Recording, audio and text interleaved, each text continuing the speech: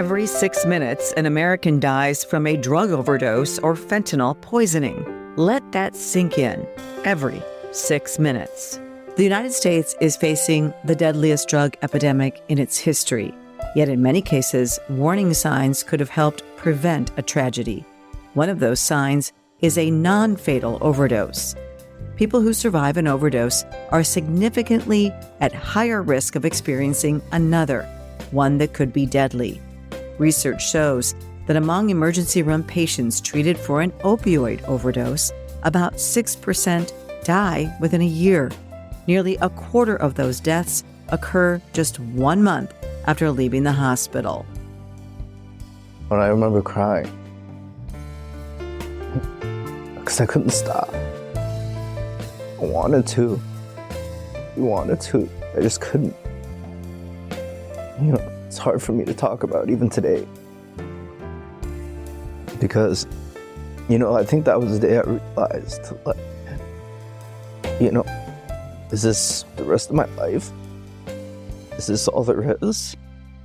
Too often, people hospitalized for an overdose don't receive the resources they need to prevent another. That's why Emily's Hope has launched a new program, the Post-Overdose Response Team, or PORT. Our peer support specialist meets people where they're at, including in the hospital. To stand in front of someone who's going through something that is terrifying and let them know that they are not in any sort of trouble, that, I've been through the same thing that you're going through right now, so I know all the feelings, I know how scared you are, but I'm here for you, I'm going to support you, and what are our next steps to keep you from being in this position again.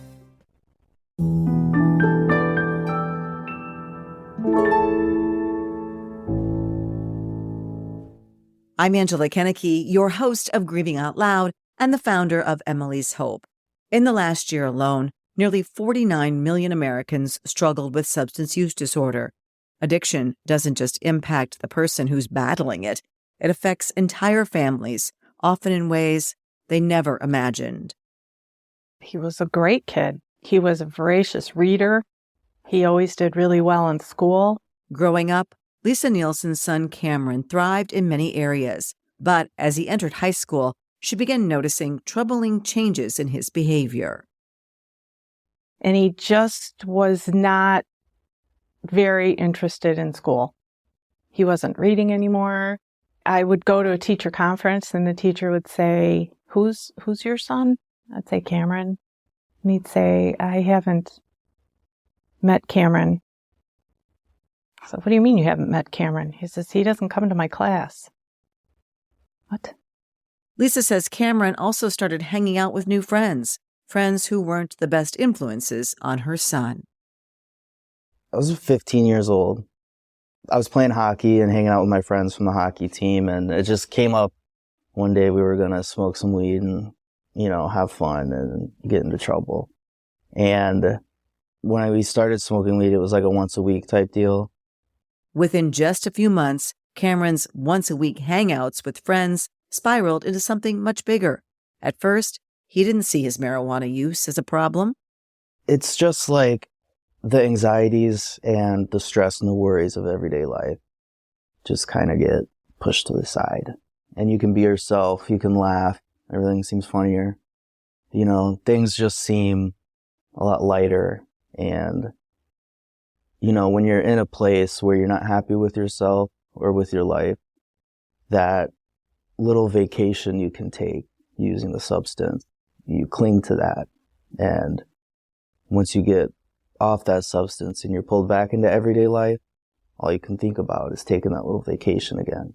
While experts debate whether marijuana is a gateway drug, Cameron has no doubt that it was for him.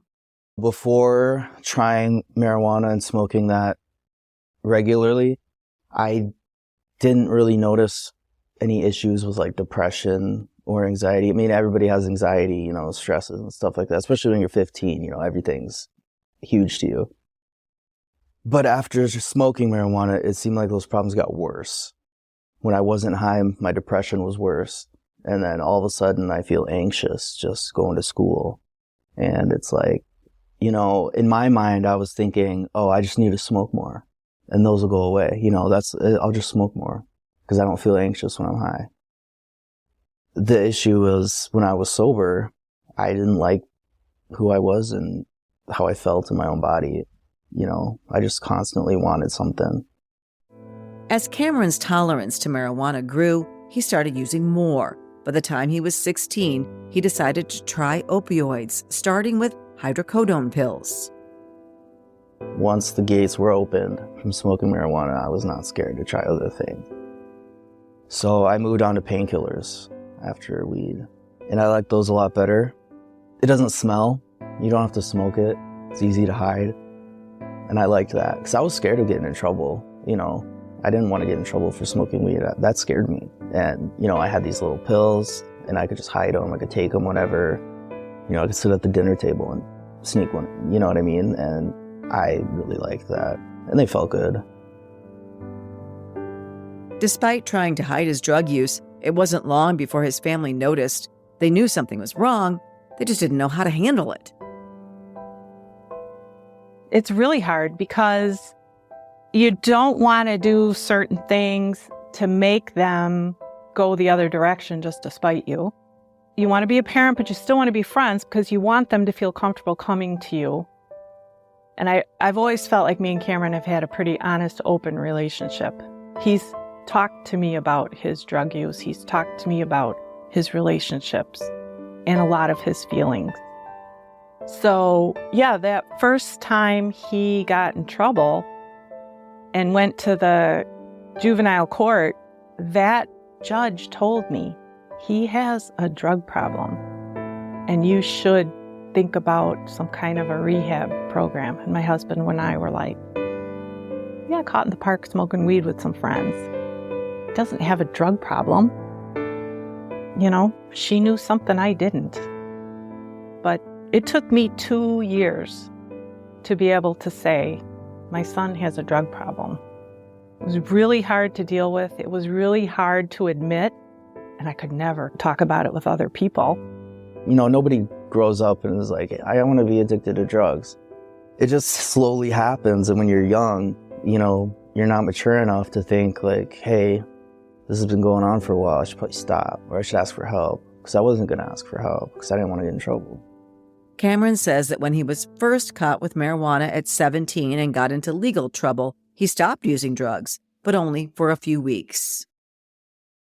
Because I was like, are they going to drug test me? I don't know. I probably shouldn't smoke. Because if they drug test me and I pop for it, I might go to jail. And I don't want to do that. You know, I don't want my problems to get worse. So a couple months go by, talking to this kid that was in teen court with me. He's like, oh yeah, no, they're not going to drug test you, dude. He's like, if they haven't already, it's not going to happen. And I was like, okay. So started smoking again. But, you know, in the couple months that I wasn't smoking, I did move on to different alternatives. I was drinking over-the-counter cough syrup, like by the bottle, because I needed something. Meanwhile, Lisa says she was constantly worried about her son. With a lack of resources at that time, she didn't know what to do or who to turn to ask for help. Every time he leaves the room, what's he doing? Is he hiding in the bathroom doing drugs? He leaves the house.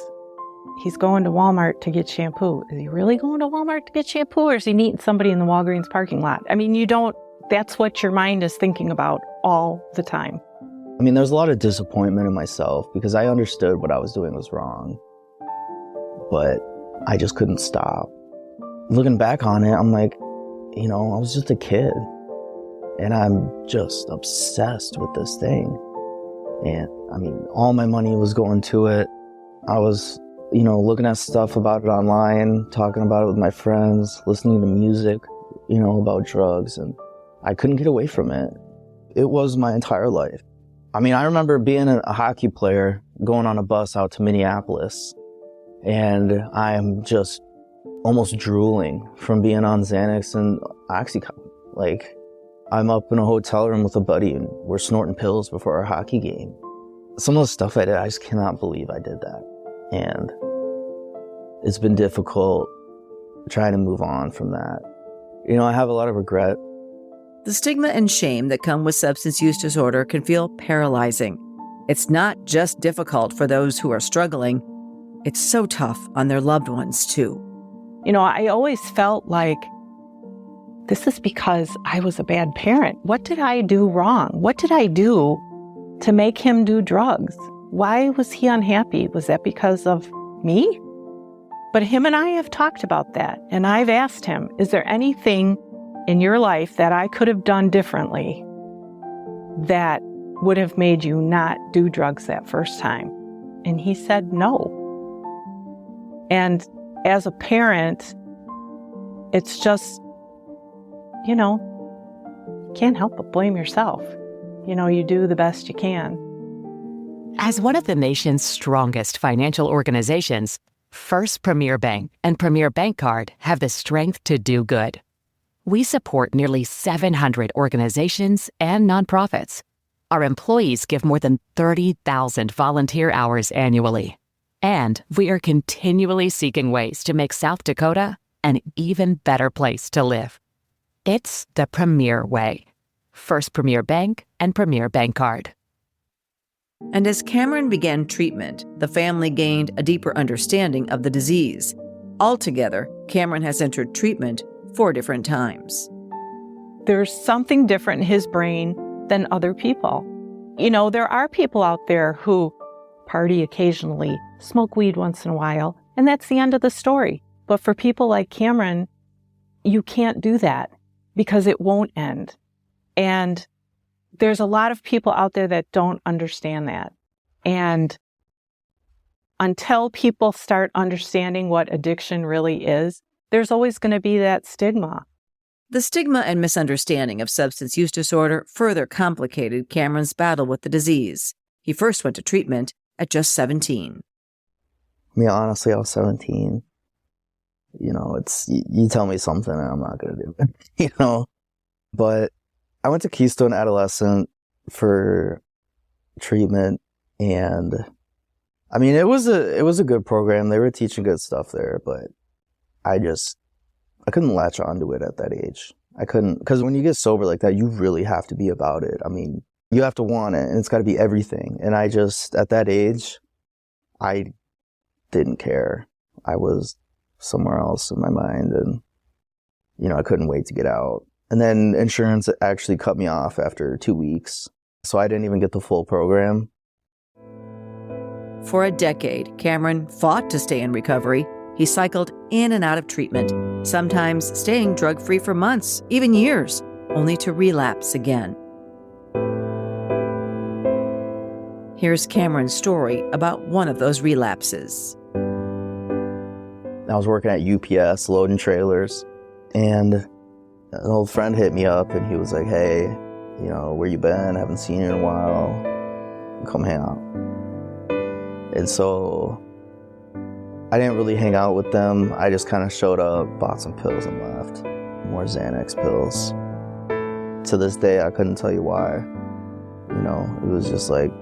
It wasn't like you thought it out. No, it was just automatic. It was like, I'm going to go do this. I'm going to go home. I'm going to take these pills.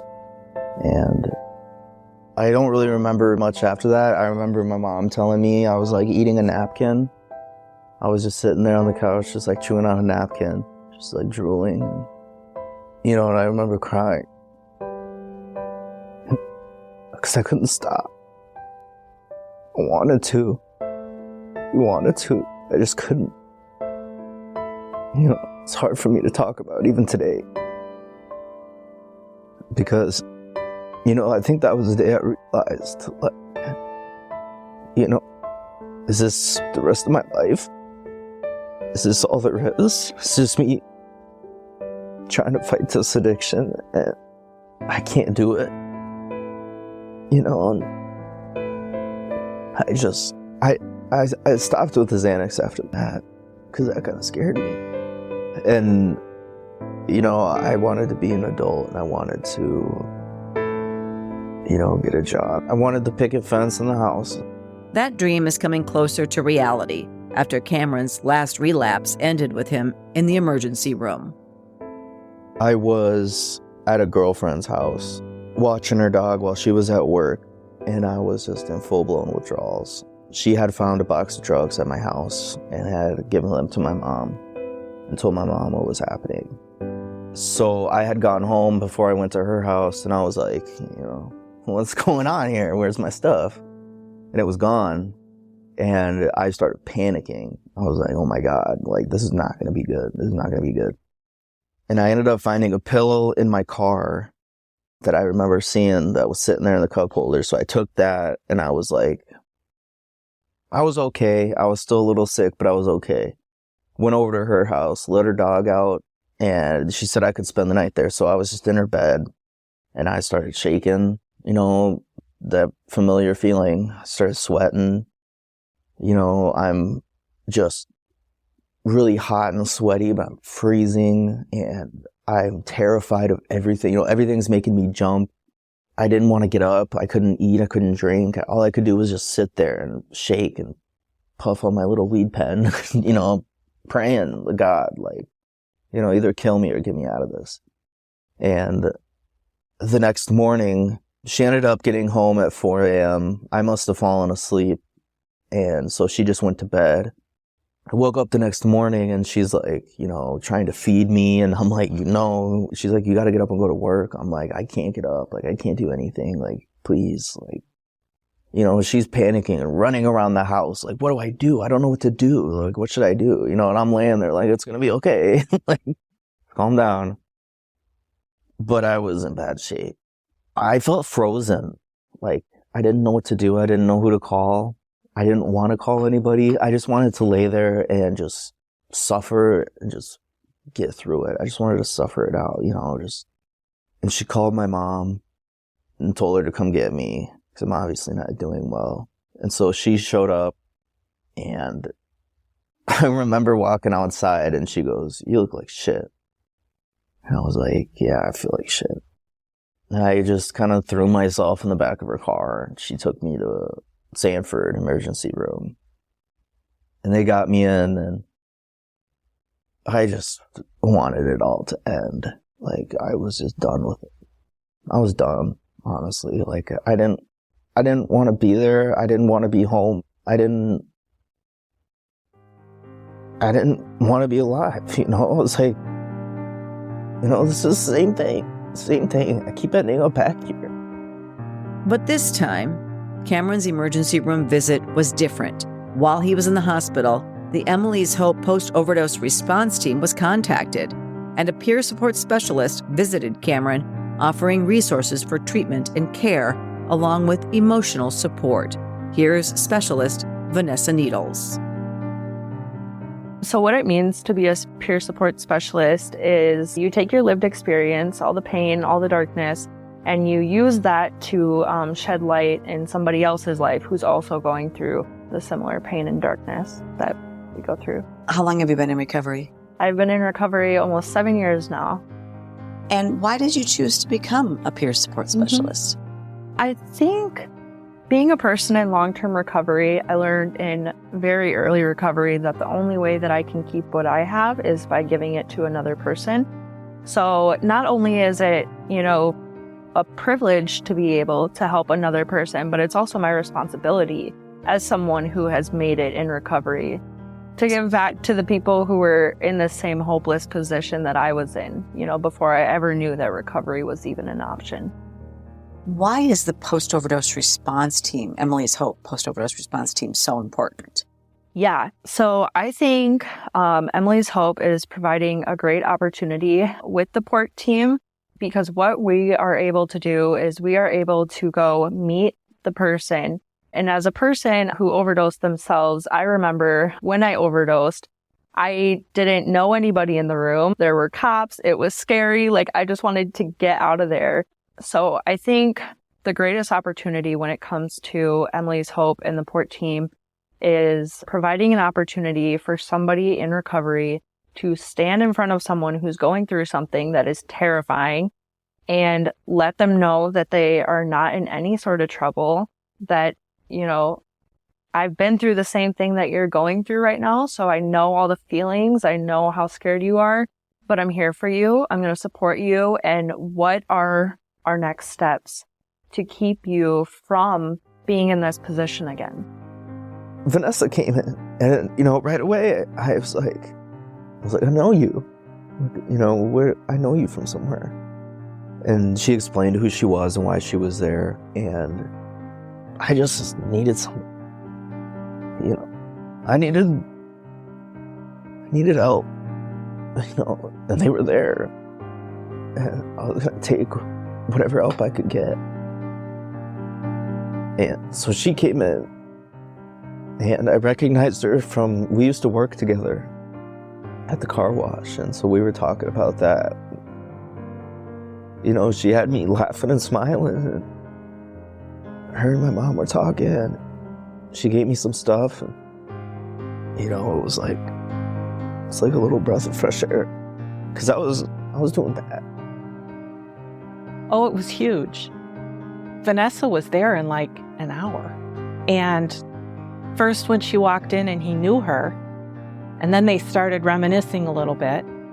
And then she said, well, I've been clean and sober for 7 years, and I have 2 little girls, and telling her story, then Cameron's thinking, well, you know what? She's coming out of it.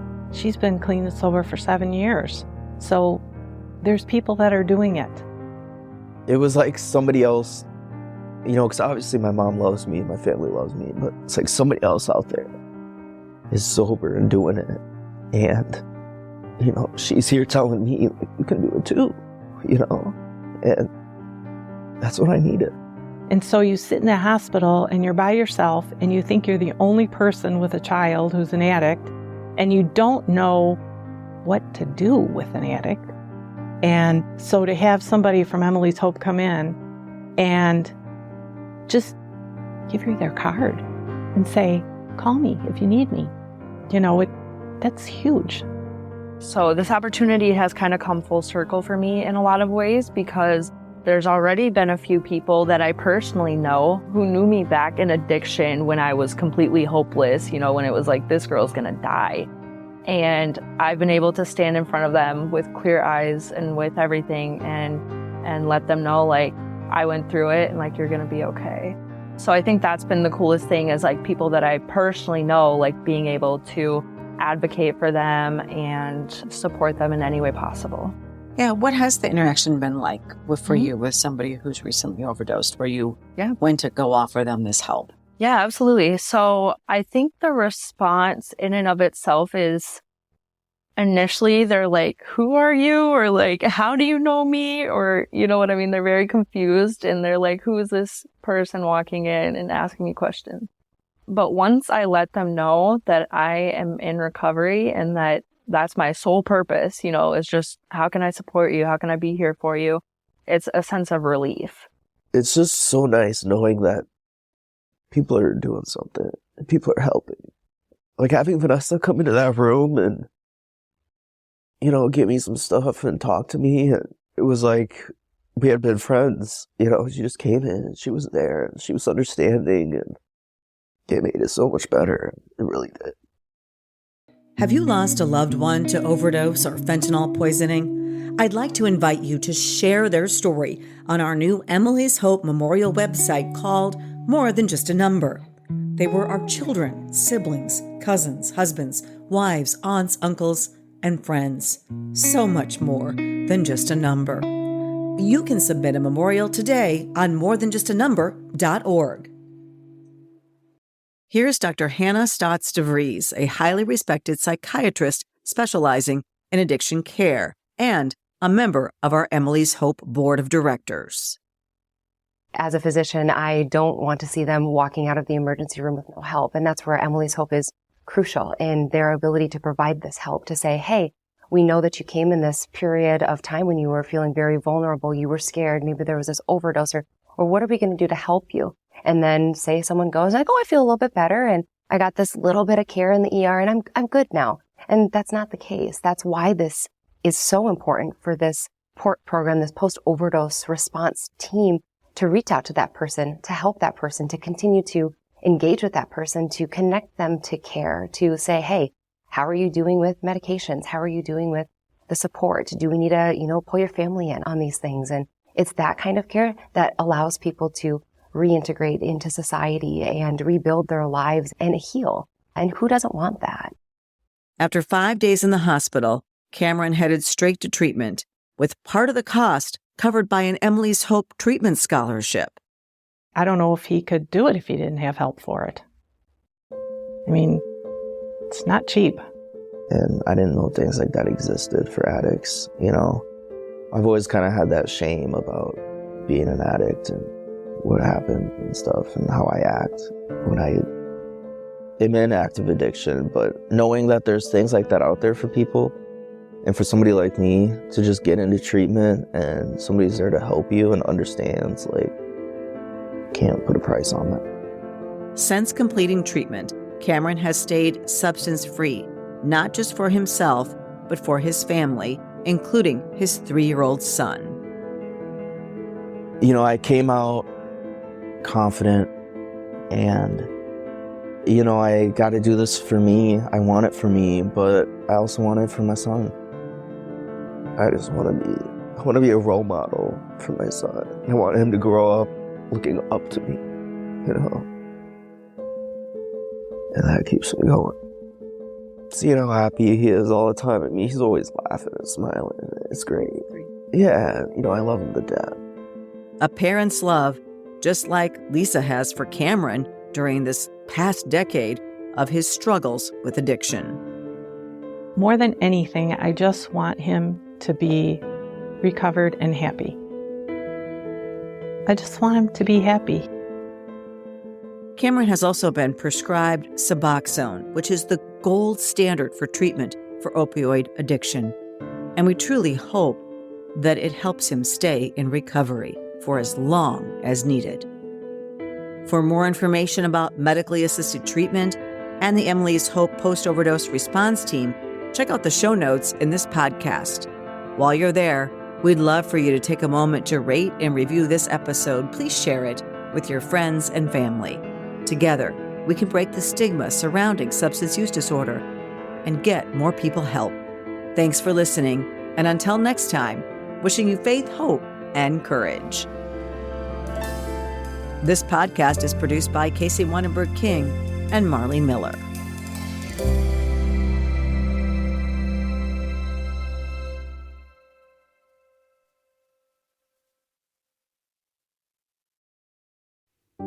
Are you ready to protect the next generation from the dangers of substance use? Emily's Hope has created a comprehensive K-12 substance use prevention curriculum designed to educate, empower, and equip students with the tools they need to make healthy choices. Our age-appropriate lessons start in kindergarten and build through high school, using science, real stories, and interactive learning to help kids understand their bodies, brains, and risk of drug use. We're already reaching thousands of students across multiple states, and we're just getting started. Visit emilyshopeedu.org to learn more and share our curriculum with your school administrators and counselors. At Emily's Hope, we believe prevention begins with education. Let's work together to keep our kids safe.